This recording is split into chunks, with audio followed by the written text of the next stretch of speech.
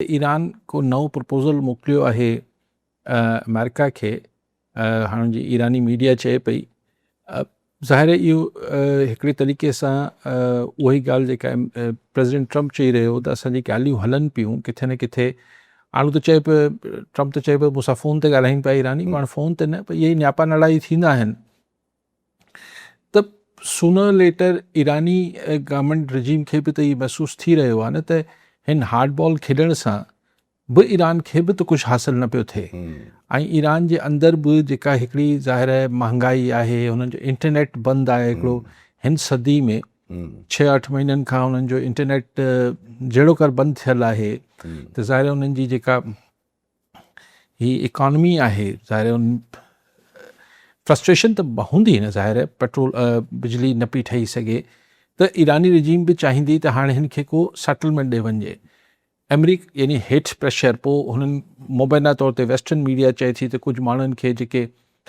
Israeli agent ऐं ही करार ॾेई कुझु माण्हुनि खे फायूं बि उते ॾिनियूं वयूं आहिनि, ॿियनि खे कुझु गिरफ़्तारियूं बि थियूं आहिनि। त अंदरां बि प्रेशर फील कंदा हूंदा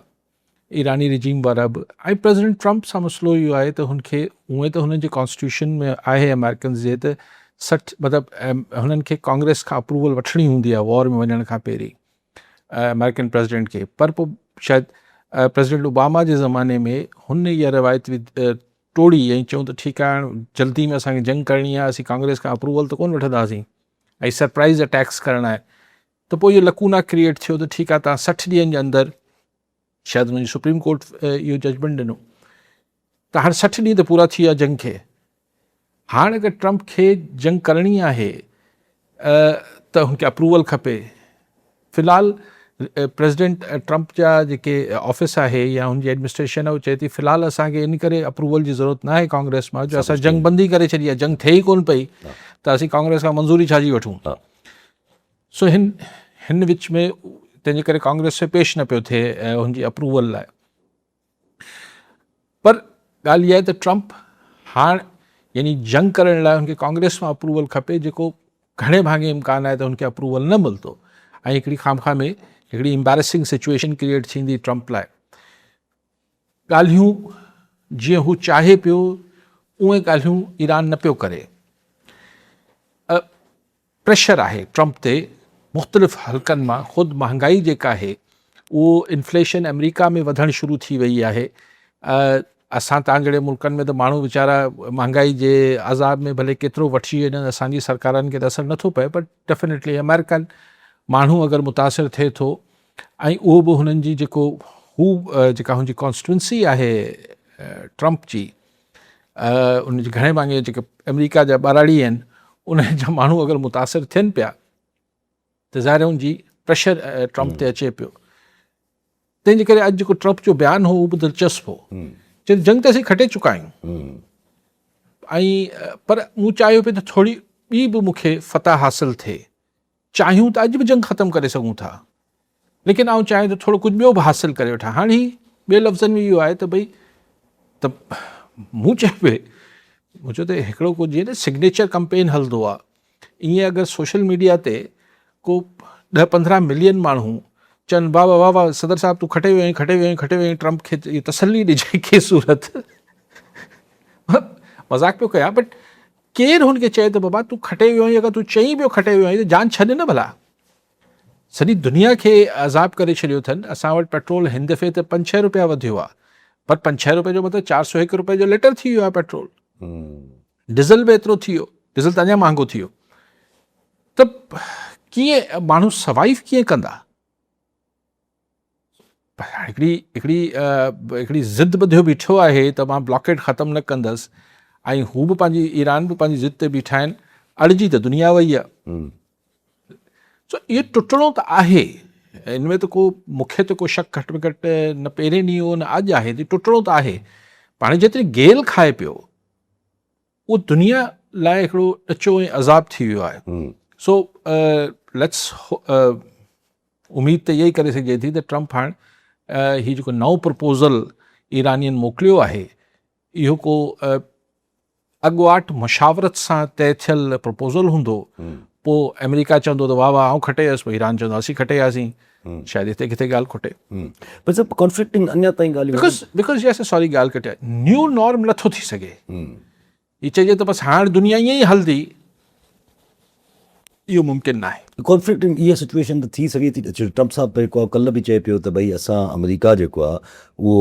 स्ट्रेट जी इन सूरत हाल या इन मैकेनिज़म लाइ हिकिड़ो नयो ब्लॉक ठाहिणु चाहे थो ऐं मार्को रूबियो साहब बाक़ाइदा रोइटर्स वग़ैरह बड़नि अख़बारनि में लिखियो त मार्को रूबियो साइफर्स मोकिलिया आहिनि डिफरेंट कंट्रीज़ ॾे त भई तव्हां हिन इतिहाद में अची असां सां गॾु शामिलु थियो गॉड नोज़ कहिड़े कहिड़े मुल्कनि ॾे वियो आहे या छा थियो आहे पर हिकिड़ी इहा सूरत हाल आहे वरी ॿिए तरफ़ ईरान जी सूरत हाल आहे हू चवे थो त भई ज़ीरो अमेरिकन इन्फ्लुएंस खां पोइ ई स्ट्रेट ते मैकेनिज़म क़ाइमु थींदो आहे पोइ हुनखे UAE क्लियरली अॼु रिजेक्ट थो करे UAE चए थो त असांखे तहफ़ुज़ात आहिनि असां कॾहिं बि हिन ॻाल्हि खे एक्सेप्ट न कंदासीं छो जो असां सां गॾु हिकिड़े क़िस्म जो बिलजरेंट आहे माना हिकिड़ो जहिड़ो थियल आहे ईरान जो ईरान खे असां ईअं माना त हू ज़ाहिर UAE बि हिकिड़ो कॉन्फ्लिक्टिंग रहे थो पियो हिकिड़ो थॉर्न रहे थो पियो हिन सोल्यूशन में त अमेरिका लाइ बेशितर मसाइल पंहिंजी जॻह ते पर हिकिड़ी इहा स्ट्रेट वारी मूर्त हाल जेको लॉक लॻी वियो आहे इहो कीअं ब्रेक करे बसि ईअं वापसि छॾे हलियो वञे ॾिसो जेसि ताईं इन ॻाल्हि जो तालुक़ु आहे त अमेरिका को मैकेनिज़म ठाहिणु चाहे थो हुन में कुझु मुख़्तलिफ़ मुल्कनि सां लॉबिंग करे पियो त हू हिन इतिहाद में शामिलु थियनि केरु मिसाल अगरि थी हूंदुसि न मिसाल अमेरिका ब्लॉकेड ठाहिण लाइ हिकिड़ी को इतिहादी पीस बोर्ड टाइप चीज़ हाणे स्ट्रेट बोर्ड टाइप शइ ठाहे थो हिन में केरु अमेरिका पाण इज़राइल ऐं UAE छाकाणि त अगरि कंहिं बि ॿिए मुल्क खे अचिणो हुजे हिन जंग में चाहे यूरोप हुजे चाहे ऑस्ट्रेलिया हुजे चाहे जापान हो अॻु में अची वञनि हा सो अगरि हिन जेको ही नई मैकेनिज़म लाइ पंहिंजा इतिहादी ॻोल्हे पियो ट्रम्प उहे सभु गॾिजी ईंदा मिसाल ही टई मुल्क UAE इज़राइल ऐं अमेरिका वरी अची हुन नए मैकेनिज़म खे कंट्रोल खे स्टेट ऑफ हॉर्मोज़ जे ईंदा त वरी कॉन्फ्लिक्ट थींदो वरी ईरानी मिज़ाइल हणंदा ड्रोन हणंदा हू हिननि खे हणंदा त पोइ त जंग आहे न